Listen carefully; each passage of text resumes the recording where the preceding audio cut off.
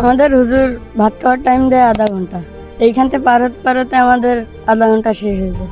যে বৃহত্তম এরকম পোল বাংলাদেশে আর কোথাও নেই, মানে বাঁশের পোল, বাঁশের শাখো এরকম কোথাও নেই আর বাংলাদেশের ভিতরে। বা আমাদের কষ্টের কথা এটা তারা মনেও করিনি। আর ব্যক্তিগতভাবে যদি কেউ দিতে চান যে আমি 50টা বাড়ি দেবো, তার আমি কথা দিচ্ছি ভাই, এখানে সাইনবোর্ড টাঙায় দেবো, তার নাম দে, তার ছবি দে, সাইনবোর্ড টাঙায় দেবো। এখানে 100টা বাঁশ লাগবে ভাই, মাত্র 100টা বাঁশ। আসসালামু আলাইকুম, আমি শান্ত, আমি উপকূলীয় অবহেলিত জনপদের ভিডিও করি। আমি আজকে আছি কয়রা উপজেলার মহারাজপুর ইউনিয়নের 1 নম্বর আর 3 নম্বর ওয়ার্ডের যে সংযোগের স্থল, মানে মঠবাড়ি মহারাজপুর যে সংযোগের স্থল, সেখানে। সো আসলে এখানে আপনারা সবাই চিনেন, মাদের ডাক্তারের ব্রিজ নামে পরিচিত ছিল। আমরা ছোটবেলা থেকে শুনে আসতেছি মাদের ডাক্তারের ব্রিজ।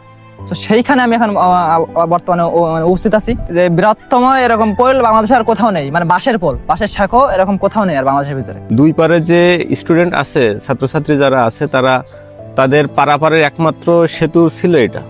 তো এখন তারা আসতে পারতেছে না, যাইতে পারতেছে না, পড়াশোনা থেকে এখন তারা বিরত। এখন মানে মনে হচ্ছে যে এই স্টুডেন্টগুলো ঝরে পড়বে। আর এই দুই পারে মানুষের যে জনদুর্ভোগ প্রতিনিয়ত বাড়তেছে, এগুলো দেখার আসলে কেউ নেই। এই পর্যন্ত আমার মনে হয় কতবার করেই জনপ্রতিনিধি তাদেরকে জানানোর পরেও তারা এখানে আসেনি, দেখিনি, বা আমাদের কষ্টের কথা এটা তারা মনেও করিনি।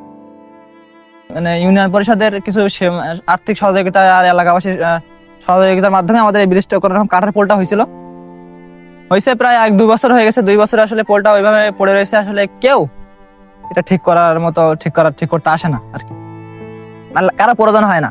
অথচ শত শত স্টুডেন্ট কিন্তু এখান থেকে পারাভার হয় প্রতিদিন। আমার সামনে রয়েছে হামিদি হাফিজ মাদ্রাসা। আসলে তোমাদের কি কি অসুবিধা হয় এখান থেকে যাইতে? আমাদের হুজুর ভাত খাওয়ার টাইম দেয় আধা ঘন্টা, এইখান থেকে পারতে আমাদের আধা ঘন্টা শেষ হয়ে যায়।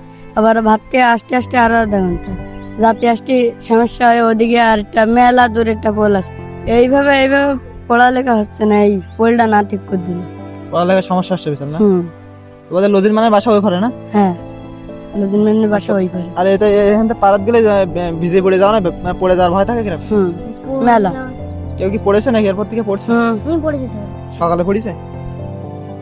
আপনারা দেখছেন এই যে 1990 সালে প্রতিষ্ঠিত এই যে হেফজখানা, এই হেফজখানা থেকে প্রতি বছর অনেকগুলো হাফেজে কোরআন এখান থেকে বের হন। আর এই হেফজখানার যত ছাত্র, এগুলো মঠবাড়ি মহারাজপুর এপার ওপার দিয়ে তারা এখান দিয়ে যাতায়াত করেন। এপাশে আছে 1938 সালে প্রতিষ্ঠিত মহারাজপুর সরকারি প্রাথমিক বিদ্যালয়। এই শিক্ষার্থীরা এপার ওপার থেকে যাওয়া আসা করে। আর গুরুত্বপূর্ণ একটা বিষয় হচ্ছে আপনার এপার ওপারের লোকজন এপার ওপারের প্রতি এতটা নির্ভরশীল যে মঠবাড়ির লোক আসলে এই পারে ধান লাগায়, মানে ওপারে ধান হয় না, এপারে ধান লাগায়। আর মহারাজপুরের লোকজন ওই পারে ঘের করে, মানে এপারে ঘেরায় না, ওই পারে ঘেরায়, মানে কতটা কানেক্টেড। আর তার উপরে আছে এখানে প্রাইমারি স্কুল রয়েছে, ওই পাশে উচ্চশিক্ষা কামিল মাদ্রাসা রয়েছে। যাদের দায়িত্ব তারা কিন্তু আসলে এটা দেখে না, দেখিনি এখনো পর্যন্ত। তাহলে ভিডিওটা তাদের জন্য আসলে তাদের কাছে পাঠানোর জন্য ভিডিওটা করা। আমাদের এপারে মেম্বার রয়েছে, ওপারে মেম্বার রয়েছে, চেয়ারম্যান রয়েছে, মানে কেউ গুরুত্ব দিচ্ছে না, কারণ সামনে ভোট চলে আসে, তো অতটা প্রয়োজন না, ভোট লাগবে না। তো যার লাগবে সে অবশ্যই আগে ইষ্ট। এখন যাই হোক, 100টা বাস লাগবে, আমি ওদের চরম লজ্জা দেবো। আমার অনেকেই আছেন, আমি জানি আমার শুভাকাঙ্ক্ষীরা অনেকেই আছেন, আমার মানে যারা আমার ভালোবাসেন অনেকেই আছেন। 100টা বাস কোনো ব্যাপার না ভাই, ওদের চরম লজ্জা দেবো। ভোট চাইতে আসবে না, এবার আমার লোকদের বলে দেবো। আর ব্যক্তিগতভাবে যদি কেউ দিতে চান যে আমি 50টা বাড়ি দেবো, তার আমি কথা দিচ্ছি ভাই, এখানে সাইনবোর্ড টাঙায় দেবো, তার নাম দে, তার ছবি দে, সাইনবোর্ড টাঙায় দেবো এখানে।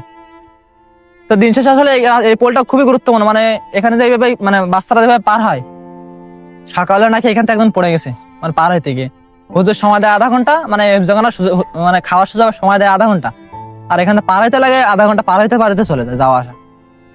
তো আসলে খুবই গুরুত্বপূর্ণ। তো সব মেলা আসলে আপনাদের কাছে ভিডিওটা দিয়ে রাখলাম। আপনারা বাড়ি দিতে, একটা করে বাড়ি দিতে পারলেও দেবেন, সমস্যা নেই। কিন্তু আসলে যদি নাও দিতে পারেন, একটা লাইক কমেন্ট করেন, তখন ভিডিওটা আরো উচ্চ মাধ্যমে যায় আর কি। তো সবাই ভালো থাকবেন, সুস্থ থাকবেন, আর আমার জন্য দোয়া করবেন। আসসালামু আলাইকুম।